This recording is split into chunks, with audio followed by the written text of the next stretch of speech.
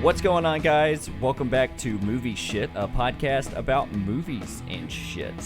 The boys are back together. We're joined today by my good friend Mike. Mike, how are you? I'm back with my best friend. Yeah, I can barely fucking hear you. With this episode might just fucking be trash anyway, because you just sounded like a robot. I heard oh well. I could be. We're in a dead space in the house. I got 15 kids running around. Yeah. Are you having another sleepover? No, I just procreated a lot. Well, I'm going to use that as a segue into today we're talking about Guardians of the Galaxy Volume 3, and just came out over the weekend.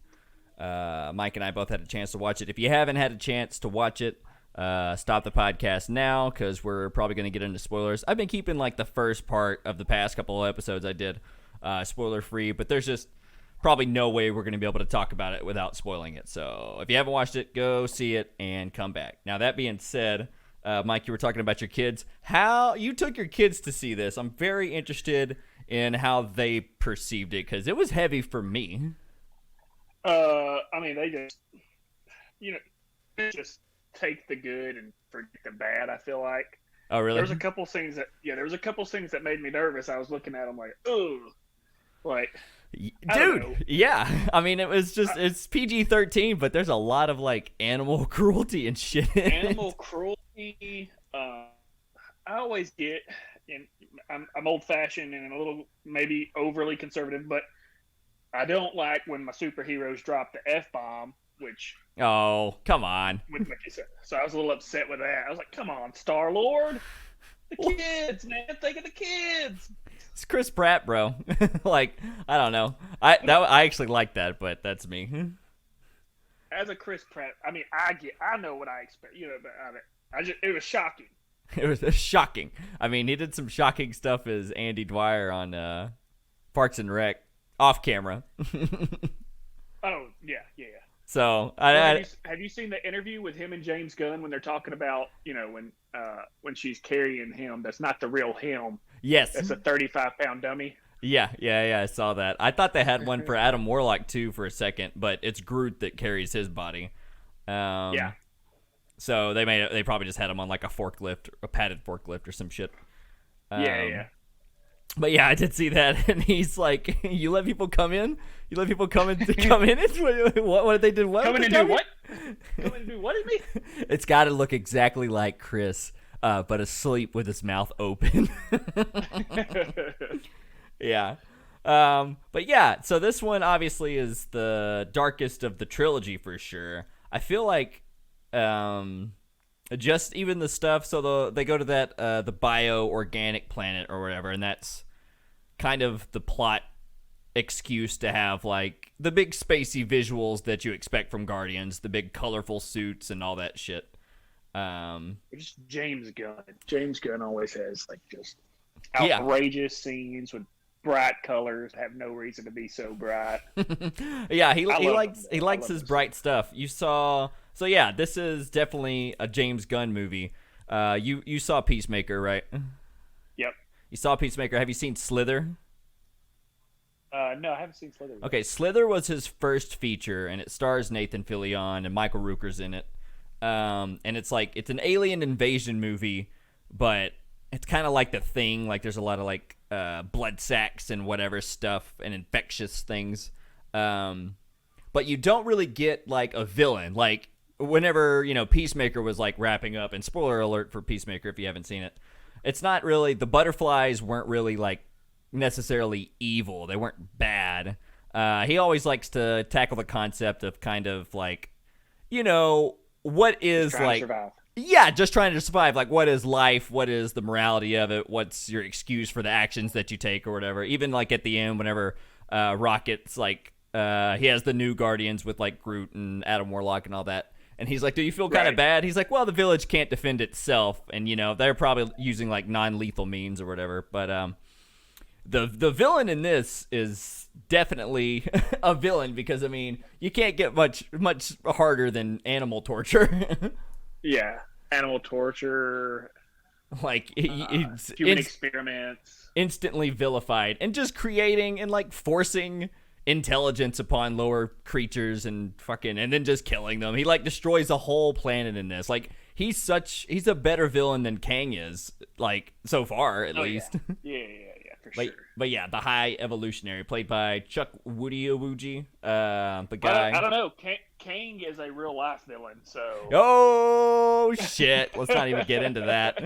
I don't know, man. I'm waiting, and I'm just waiting with Disney. I'm like, we'll see how it all shakes out, because I'm not sure. Because have you seen like the security footage of like the girl that like claimed that he did that shit? Yeah, he's already immediately he was found innocent of everything. Okay.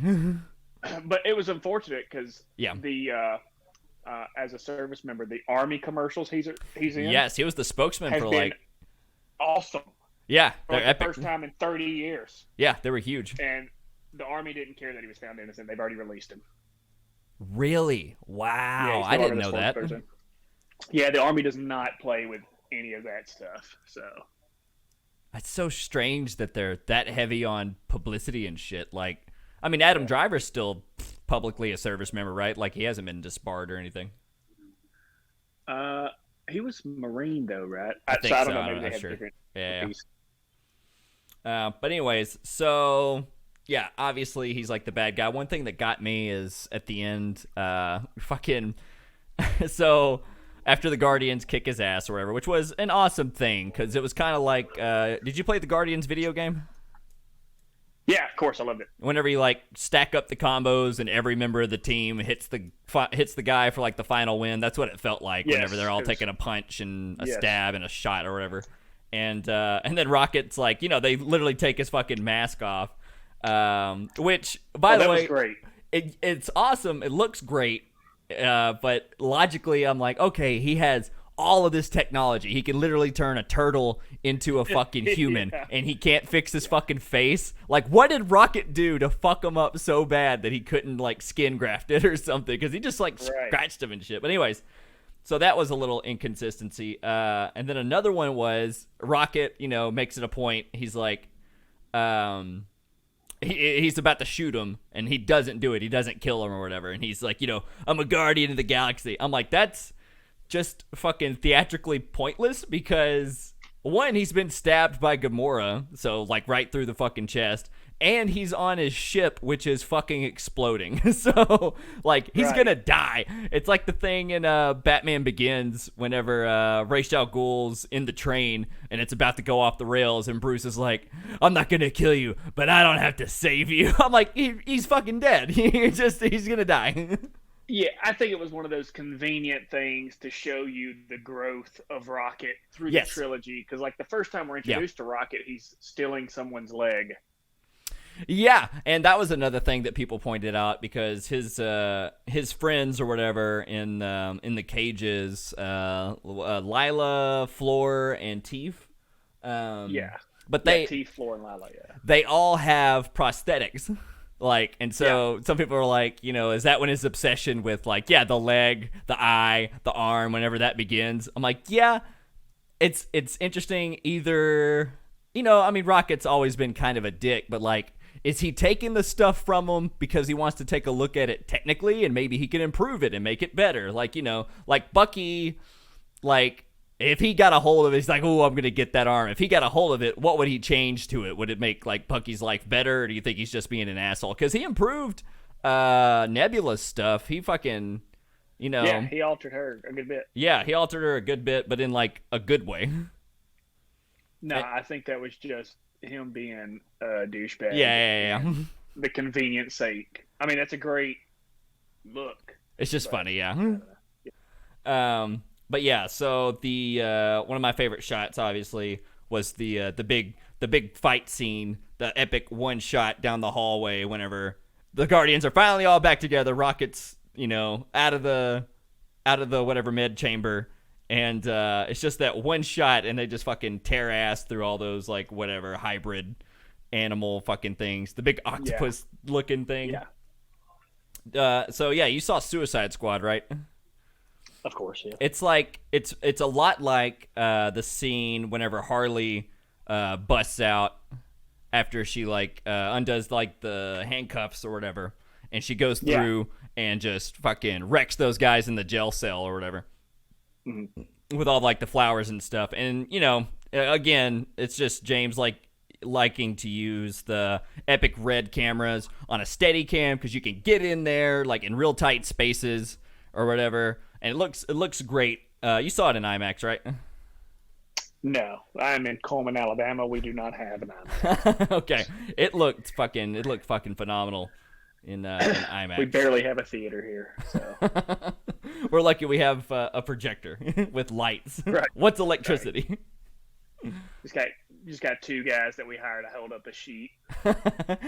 Bro, they're so tired. But yeah, like, and I had a good time. Every time it fucking cut back to the animals, though, I just tears, man, just uncontrollable. I couldn't watch it. I was crying. I was crying too damn hard. I loved how there was kind of like that second story, you know, with Rocket and his friends going on. Yes. I don't know. This movie was one of the first Marvel movies that really like took me through every emotion I think I could have. Yeah, I can see that. Yeah, that's the way Everything Everywhere All at Once was for me. But this one made me cry more. This one also set the fucking record for how fast I cry because the opening shot is just little baby Rocket and that big ass fucking hand coming into frame to grab him. And I'm like, no! Yeah, by the face. I'm like, oh my God, stop. Face snatched him. Dude, all of the raccoons, all the CG in this, I mean, it's always good, but I think James Gunn's MCU movies look better than everybody else's because a lot of the other people they fucking Disney underpays their graphic artists, visual effects artists and stuff, and just works the shit out of them. They only get 15 frames or like a part of a scene out of one person and then farm out the rest, like thousands of people fucking do these fucking movies. But James Gunn uses this production company. It's the same company he used with Peacemaker that just makes their stuff look so much more like photorealistic or whatever. So I'm sure you used the same company on this. And all the raccoons and stuff look fucking great. Yeah, and I went into this not liking the new Groot, but now I like him. I like him a little bit more. By the way, are you glad you speak Groot now? Oh yeah, that's a great theory too. It's like we're now part of the Guardians. Like we understand Groot. Yeah. Well, I mean, so I have like fucking Groot's first like standalone like origin comic or whatever. And that's pretty much all it is. It's like you can understand him if you have sort of this like shared trauma and like that kind of, he's like, it's like understanding pain, whether or not like, whatever he says, you get what he says because you've been through it. Right. But yeah, so let me see what else I got my notes here. Yeah, did you see that? All right, go ahead. I really loved what they did with Drax too. Yeah, that was cool, man. He's usually just there, kind of as like the the comedic relief, just there for the comedic relief. Yeah, that's exactly what he is. Giving, disclosing, okay, Drax's purpose was to never be a destroyer; it was to be a dad. That was awesome. I loved that. That's the thing. Was a feel-good moment, I think, in the movie. Yeah, it was really good, and just his stupid fucking monkey and robot noises. That's the thing is like this. I mean, this was like 2.5 hours long or whatever, but every character kind of had had their own separate story, like through line. You look at stuff that. Most of it got resolved. The only thing I think that was like you said, Drax had his storyline to where this is the end of the trilogy, and so he kind of like wrapped up everybody's like resolve. I guess Groot is still just like with Rocket. Groot's always been 100%. He's always been like super kind and like the nice one or whatever. But Groot always like protects plant life, and then Rocket finally is coming around to like protecting animals or whatever, and accepting that he is one when he's like, the name's Rocket, raccoon or whatever. And whenever they're getting all the animals off of the fucking ship or whatever, and they look at Peter and they're like, I thought we were just getting higher life forms. He's like, me too. They're all higher life forms, and then Gamora Gamora had to have like a fucking reboot, and she's like with the Ravagers or whatever. Trying to think. I guess that. I hate that. what? Yeah, you hate that? Yeah, I hated it. Why? And I hated that, like, when she got back with the Ravagers, she was, I don't know. Just I'm didn't a appeal to you. romantic. I wanted her to get back, Oh my God, are you kidding me? No, get the fuck out of here. Getting back with the Ravagers, and that's her new family. I didn't like it.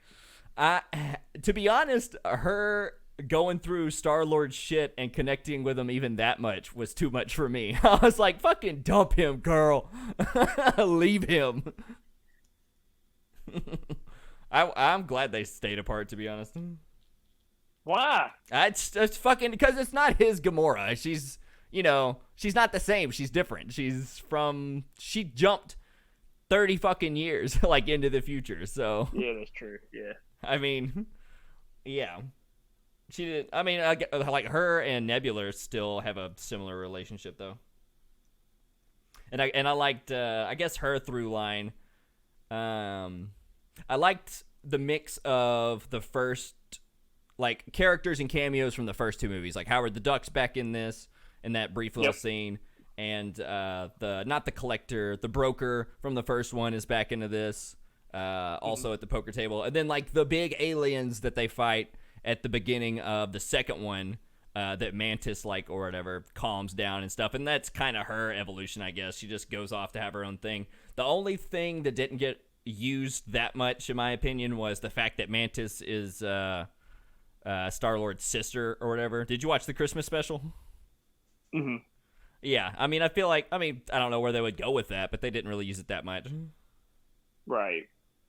But this is definitely just like a Rocket movie, which I'm fine with, because Rocket's the best. He's everybody's favorite. Is there going to be another Guardians movie?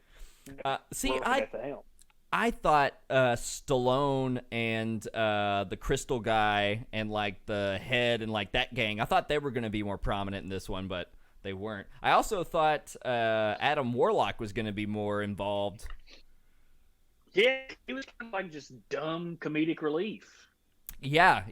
I mean, in a way, Adam Warlock is like really fucking powerful, and he's always been like a comedic relief-ish, but because he's so smart and he goes esoteric and likes to use like, fucking lofty language and all of his words like almost rhyme and shit. But yeah, in this one, he's just kind of, like they said, he came out like a half-baked potato. He's not fully formed mentally, which is a stylistic choice. I mean, obviously James takes creative liberties and can change whatever he wants. Yeah. But yeah, this whole movie just starts with Adam Warlock, I guess, not being able to control where he can fly or something, and he just fucking he just like hits Rocket. He's going to retrieve Rocket, but he hits him too hard. Yeah. And that's what fucking almost kills him. I'm like, damn, that's all it is. And then we fucking go all the way around the goddamn galaxy and end up like saving all of these kids and shit. Like, it's a crazy ride, how it starts and where it goes. And then like, yeah, at the end, Groot says like, everybody deserves a second chance. So, like, even though he almost killed his dad, Groot forgives him, which was... Right. I mean, it's fine. It's just, like, not played up at all. It just kind of happens. It's just, yeah, it's kind of like an afterthought. But, yeah, dude, I think the thing I think about the most, as far as, like, traumatic stuff goes, is whenever all his, like, friends fucking die. Like... Floor, all of them. And Teeve, and one of them gets shot Lila. Trying to while Rocket's getting shot at, they're like, Yeah, the other two get shot at, whenever he's taking them out. But like, whenever Floor is screaming, "Rocket, take Floor home now! Rocket, take Floor home now!" I'm like dying, dude. I'm fucking dead. No, when it panned back to Rocket, Teeth had been shot. Is that what got you? Inadvertently. Yeah. I was like, oh man. Yeah.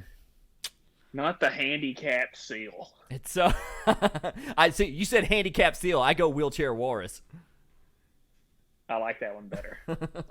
Also, so yeah, and then so he just fucking James Gunn just fucking punching you in the gut over and over again emotionally. What did you think? So it shows them in the afterlife, right? And they still all have their prosthetics. I felt like they should have been their like made whole selves, you know? Yeah, I think it. I don't know. I was okay with the prosthetics being there. I mean, it's fine. It's whatever. I'm just like, that poor fucking rabbit, man.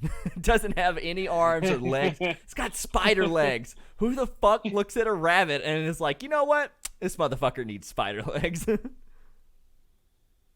But yeah, it definitely felt like the end of a trilogy. And James said that he always wanted it to be like, to feel like Star Wars movies, you know? And I feel like this kind of mirrored Return of the Jedi, because at the end, whenever fucking Florence and the Machine song is playing and Drax finally dancing. Oh, I loved that part. You know, it's kind of like the Ewoks like dancing and celebrating that the Empire is fucking dead. And instead of like, I mean, Nowhere was introduced in the first one, a big floating head in space, very similar to Death Star shape. And then obviously in Return of the Jedi, you have the second Death Star. And in this one, we have two huge cosmic-sized things coming together with the elevated being ship and Nowhere coming together. Like, it's just huge, man.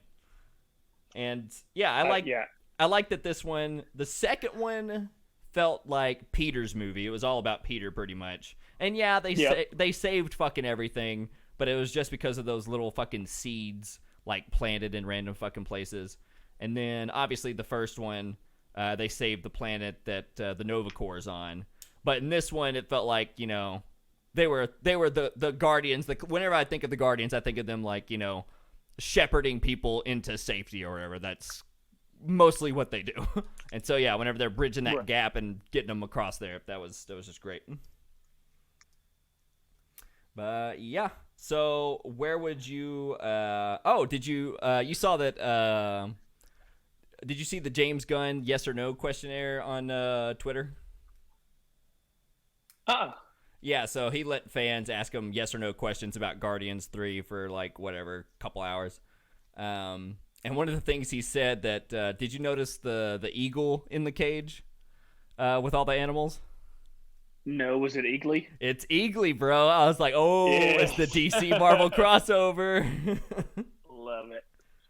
Yeah, and obviously he got his wife in there as well, and fucking glad he's. I saw there was two different Guns in the credits. I was like that, and they were spelled like James Gunn. I was wondering if they were related. Oh yeah. His wife and obviously his brother is Kraglin or whatever.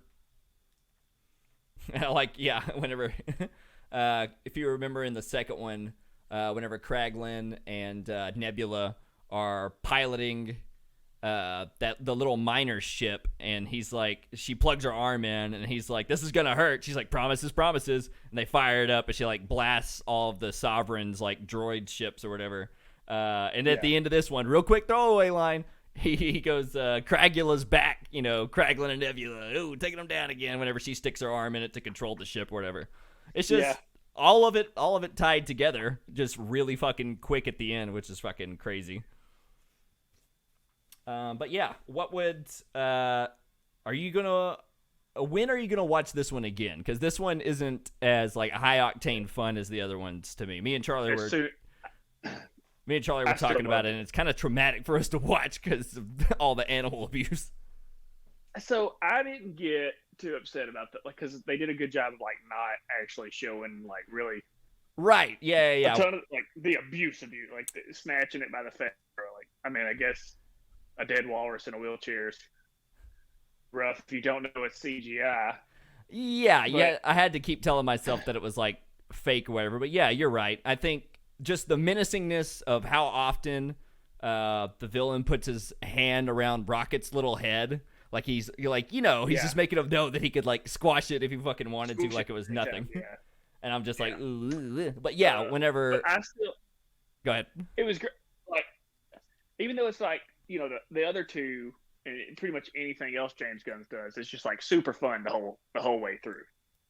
Well, this one it was like art, fun, exciting, just feel good. It was everything. That's why I think it was my favorite in the trilogy. I think it might be. I think it's the best one. Like, it's the best movie as far as like where it takes you emotionally. For sure, as an experience, I'd say the first one's still probably my favorite, just because of, I don't know, nostalgia, color usage, and that one's just fun all the way through. Like, it touches on everybody's background. You like the second one? The first one was my least favorite. Oh, really? The 3 have came. Yeah, I didn't like the way the first one ended with them grabbing the hands and whatever. What? I get it. The Guardians are coming together finally. It was whatever. Come on. The second one was super fun. I felt like the second one is really took off. Yeah, I'd say the second one's soundtrack's probably my favorite. The second one's visuals are really nice as well. You really didn't like colorful. this soundtrack better? You're a 90s child. This one was this so one, hard on the grunge. This one was great, but I didn't feel like I'm not as connected. Like, in the second one, I can remember, like, what happens when. Like, they play My Sweet Lord whenever they land on Ego's planet, and they play Southern Nights whenever Rocket's, like, sabotaging all of the Ravagers and bouncing them up and down in the forest. This one, I remember Sabotage in that big fight scene, the opener with Rocket whenever it's the acoustic version of Creep, and then the Dog Days Are Over at the end. But in between all of those, I don't remember. I remember Do You Realize by the Flaming Lips on a floating in through space thing on the approach, I think, to the planet. But that's the only other one I remember. And I know there's at least 5 other songs in there.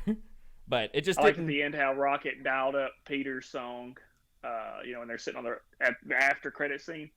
He's like, this one's got a special meaning. Yes, yeah, it was. That's cool. Yeah, Come and Get Your Love. Yeah. Yeah. Yeah, but no, I loved like the beginning opening up with Rocket walking through the town. Oh yeah, the beginning's fucking Creep. dope. So the beginning great. sets the tone. You're like, oh god, this is just gonna hurt the whole time. And then Dog Days at the end. So that's another cool thing where like we started off Creep and it's so dark and menacing, and we ended on such a high note with Dog Days Are Over with Florence and the Machine. Yeah, and I saw Florence said that she loved that they used that or whatever. I'm sure she did it. I got 3 billion streams on Spotify right now after that. I just think everybody knows that song. I guess people go back and revisit it, but not as much. Like you said, this one's more modern, 90s and 2000, not necessarily the older stuff, 70s and the 80s. It was so satisfying too, seeing that as someone who couldn't afford the iPod. Oh, dude, you loved the Zune. You guys fucking rocked the hell out of that Zune. Zune, I was so excited. Even like the sound effects and then like how it sorted it by decades. I was like, oh, that takes me back. I was like, suck it, Apple. The Zune lives in the future. Do you think, dude, is fucking Microsoft gonna start remaking like reproducing Zune so kids can fucking buy it? Like Gen Z would eat that shit up. Bro, the Zune's fire. And we had the same color. That was the coffee brown. The coffee brown that stored. It was like fucking huge though. Like an iPod could only hold like 10 gigs of music or something. But the Zune would be like 100 gigs or some shit. Yeah. It's like we had the 32 gigs. I remember opening them before Christmas and then rewrapping it and never telling my mom. So nice. It's a good thing she doesn't listen to this podcast. That's what I was about to say. Teresa, if you're out there, beat these kids. All right, I think that'll just about do it for us, guys. Thanks for joining me, Mike. Whoa, what? I didn't get your score. Oh, I don't do the score anymore. You need to keep listening. Oh, come on, man. All right, fine. I'll do a score. I'll do a score. Hold on. Shit, man. I don't know. Fucking. What's it gonna be? A 9 out of 10? Let's give it a 9 out of 10.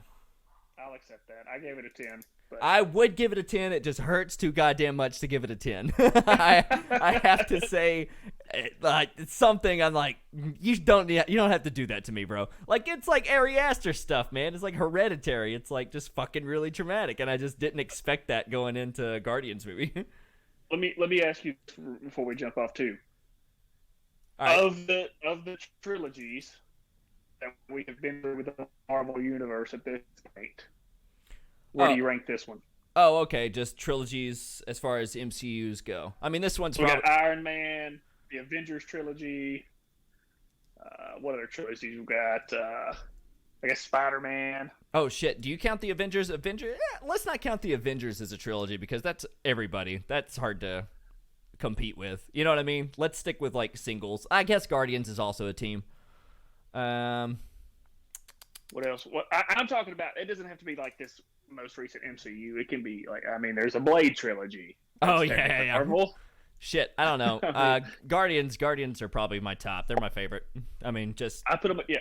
Just with the music and stuff. I put this one over the Guardians. You put what over the Guardians? Guardians 2. I do the same thing. Over Avengers, I think it was a mystery. See, it is better than any of the Star Wars trilogies as well. Woof. There's going to be guys with lightsabers knocking on my door for saying that, but I do. I mean it. No, I mean, as far as historical significance, no. The first trilogy of Star Wars is going to be king. I will put it over the Lord of the Rings trilogy. No, that's a joke. I'm joking. I could never do that. I would put it over the Lord of the Rings trilogy, but not the Star Wars trilogy. That shows you where my loyalties lie. Yeah. I mean, fuck, man. Lord of the Rings is great, too. The Hobbit trilogies are fucking trash, though. Yeah, well, I mean, you took a 200-page book and tried to make it 3 movies. Yeah, exactly. Yeah. But all right, I'm gonna let you go, Mike. Thanks for joining us, everybody, and stay tuned next time for more movie shit. Bye. All right. Bye, sweetheart. Oh my God.